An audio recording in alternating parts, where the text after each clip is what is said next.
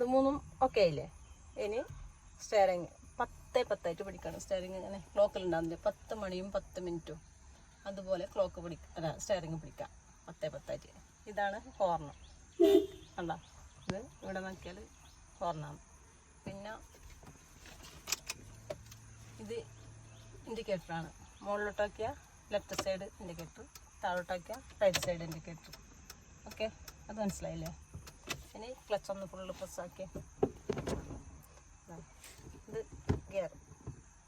നമുക്ക് വണ്ടി മൂവ് ആണെങ്കിൽ ഫസ്റ്റ് ഗിയർ, മൂവായി കഴിഞ്ഞിട്ട് കുറച്ച് കഴിയുമ്പോഴാണ് നമ്മൾ സെക്കൻഡ് ഗിയർ ഇടുന്നത്. അത് ന്യൂട്രലിലേക്കാക്കി നേരെ മുമ്പിലോട്ട് തേർഡ്, അത് ന്യൂട്രലിൽ വന്ന് നേരെ ബാക്കോട്ട് ഫോർത്ത്, വീണ്ടും ന്യൂട്രലിൽ പോയി റിവേഴ്സ് ഇടണമെങ്കിൽ സീറ്റിൻ്റെ സൈഡിൽ പോയി റിവേഴ്സ് ബാക്കോട്ട്. ഓക്കെ.